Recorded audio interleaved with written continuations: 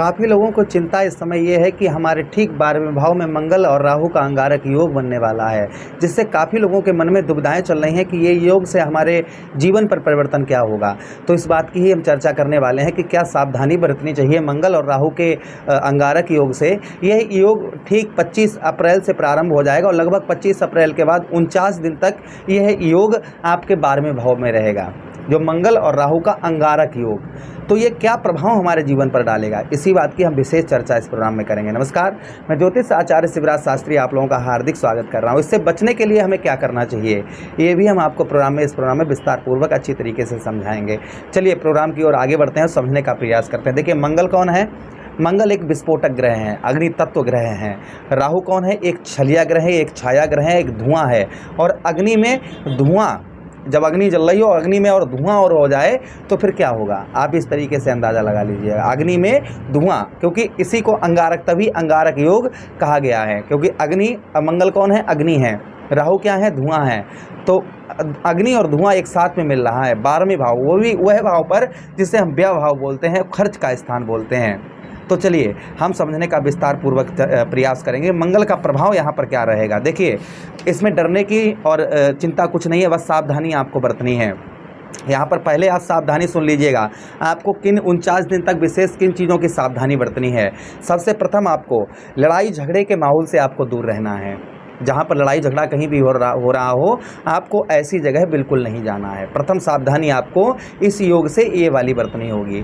दूसरी सावधानी ये वाली बरतनी होगी कि जैसे ओवर स्पीड वाहन चलाते हैं, है ना, ये सब आपको ओवर स्पीड वाहन वगैरह ये थोड़ा सावधानी से आपको चलाना होगा।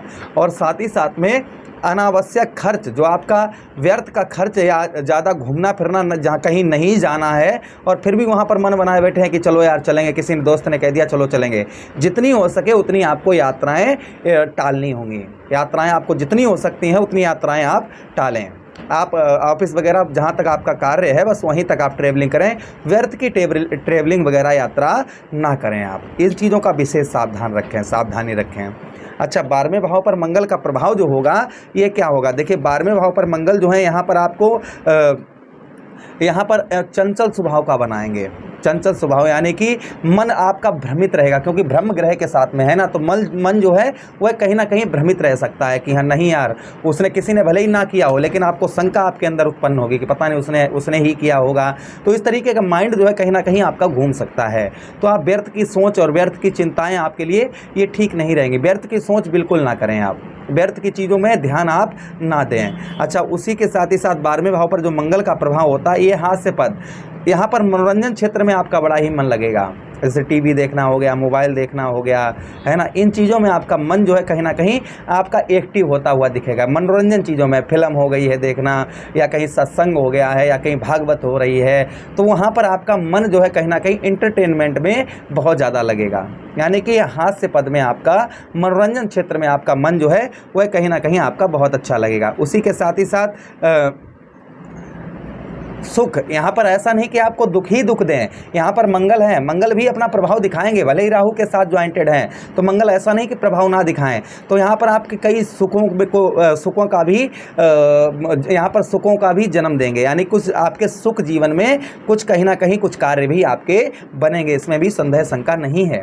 अच्छा, उसी के साथ ही साथ में एक्स्ट्रा अफवेयर करा सकते हैं आपका, इसलिए आपको सावधान रहना होगा। आपका मन जो है भ्रमित कर सकते हैं इधर उधर, एक्स्ट्रा अफवेयर आपका हो सकता है इन दिनों, तो इसलिए आपको थोड़ा सा आपको ध्यान रखना चाहिए, क्योंकि सत्य के मार्ग पर चलने पर हमेशा ही विजय प्राप्त होती है। अब देखिए, मंगल के पास में दृष्टियाँ भी हैं। कितनी? मंगल के पास 3 दृष्टियां हैं, चतुर्दृष्टि, सप्तम दृष्टि और अष्टम दृष्टि। तो चतुर्दृष्टि मंगल की कहाँ पर पड़ेगी? तो देखिए 1, 2, 3 और 4 आपके ठीक तृतीय भाव, साहस भाव पर मंगल देव की तृतीय भाव पर आपके दृष्टि पड़ेगी। जहाँ पर तृतीय भाव पर मंगल का प्रभाव क्या होगा, यहाँ पर भाइयों से आपके अनुमन करवा सकते हैं। भाइयों से हेल्प आपको कम प्राप्त होगी। ये 49 दिन तक आपको भाइयों से जो है कहीं ना कहीं जिस तरीके की हेल्प मिलनी चाहिए, भाइयों से सहयोग मिलना चाहिए, उस तरीके का थोड़ा सा सहयोग आपको कम प्राप्त हो सकता है। अच्छा, उसी के साथ ही साथ आगे हम बात करें कि थोड़ा सा आपके शरीर में जो शारीरिक कष्ट परेशानी से कुछ जो लंबे समय से आप कोई बीमारी से आप ग्रसित थे, तो मंगल की आपके तीसरे भाव में दृष्टि जाने की वजह से उसमें आपको राहत यहाँ पर मिलेगी। लंबी बीमारी से, छोटी मोटी बीमारियाँ तो चलती हैं, लंबी बीमारी से उसमें आपको राहत मिलेगी। अच्छा, उसी के साथ ही साथ यहाँ पर आपको बताना चलें कि यहाँ पर जो है धन की हानि भी आपकी, क्योंकि व्याह भाव पर हैं तो धन की हानि भी करवा सकते हैं, इसलिए आपको एक्स्ट्रा खर्च पर अपने विशेष आपको ध्यान रखने की आवश्यकता रहेगी। अच्छा, उसी के साथ ही साथ मंगल की सप्तम दृष्टि तो देखिए 1 2 3 4 5 6 7 आपके कौन से भाव पर पड़ रही है? छठे भाव पर। ये भी कुंडली का अच्छा नहीं होता है, लेकिन छठे भाव पर मंगल का प्रभाव क्या है? यहाँ पर योद्धा, यानी कि आपको, क्योंकि आपकी राशि एक तो उच्च की राशि है और आपके जो स्वामी है वह अग्नि तत्व है, क्रोधित प्रवृत्ति के हैं, तो कहीं ना कहीं लड़ाई झगड़े के माहौल से आपको यहाँ भी दूर रहना होगा और यहाँ भी। और गुस्से पर आपको बहुत ज़्यादा इस समय के बीच में आपको गुस्से पर विशेष कंट्रोल रखना होगा, अपने क्रोध पर आपको नियंत्रण रखना होगा, अपने इस चीज़ का आपको विशेष ध्यान रखना है। अच्छा, उसी के साथ ही साथ पत्नी के साथ भी अनबन कहीं ना कहीं थोड़ा बहुत हो सकती है, इसलिए पत्नी के साथ संबंध मधुर बनाकर रखें, आप पत्नी से अच्छे संबंध बनाकर रखें। अच्छा, उसी के साथ ही साथ में आपको बताते चलें कि यहाँ पर आपके छठे भाव में कर्ज कम करवा सकते हैं, आपका कर्ज को यहाँ पर कंट्रोल करेंगे मंगल देव। और उसी के साथ ही साथ में आपको बताते चलें कि छठे भाव पर यहाँ पर आपके कहीं ना कहीं चचेरे और ममेरे भाइयों से भी संबंध मधुर बनवाएंगे। अच्छा, अष्टम दृष्टि मंगल की तो देखिए अष्टम 1 2 3 4 5 6 7 8 मंगल की अष्टम दृष्टि आपके सप्तम भाव पर पड़ रही है। अब सप्तम भाव पर जो प्रभाव मंगल देव का होगा, ये सप्तम भाव पर प्रभाव मंगल का क्या होगा? यहाँ पर मित्रों आपके पत्नी के साथ आपको वही चीज़ हम बताइए बार बार दोहरा रहे हैं, पत्नी के साथ संबंध मधुर बनाकर रखने होंगे, उनके स्वास्थ्य की आपको चिंता करने की आवश्यकता रहेगी और अपने भी हेल्थ की, क्योंकि आपके लगने से मंगल देव, तो अपने भी हेल्थ की आपको खान पान पर ध्यान रखने की आवश्यकता रहेगी। अच्छा, उसी के साथ ही साथ में आपको बताते चलें कि सप्तम भाव पर मंगल का जो प्रभाव है, यहाँ पर आपको धन में आपके, यानी कि रुका हुआ पैसा, फंसा हुआ धन आपका कहीं ना कहीं रिलीज करवा सकते हैं। बच्चों का और संतान का सुख भी आपको यहाँ पर मंगल दिलवाएंगे। तो कुछ चीज़ों की सावधानी हमको देखिए, हमेशा ही हम बताते हैं कुछ ये ग्रह, आप ये ना समझें कि अभी वीडियो में आप पहले क्या बता रहे थे अब क्या बता रहे हैं, ये मंगल का प्रभाव बता रहे हैं। हर ग्रहों का अलग अलग प्रभाव होता है जीवन, तो तभी तो जीवन चलता है हमारा। तो ये मंगल का प्रभाव जो था उसके बारे में हमने आपको बताया। तो मंगल का उपाय क्या है वो ध्यान से सुनिएगा। मंगल के लिए आप मीठा भोजन जानवरों को करवाएं, कब? मंगलवार वाले दिन, मंगल देव का ध्यान करके आप मंगलवार वाले दिन मीठा भोजन करवाएं। वहीं पर भगवान शिव पर शीतल जल, यानी ठंडा जल आप जो है नॉर्मल जल होता है वह चढ़ाएं आप मंगल का ध्यान करके, और भगवान शिव की आराधना करें।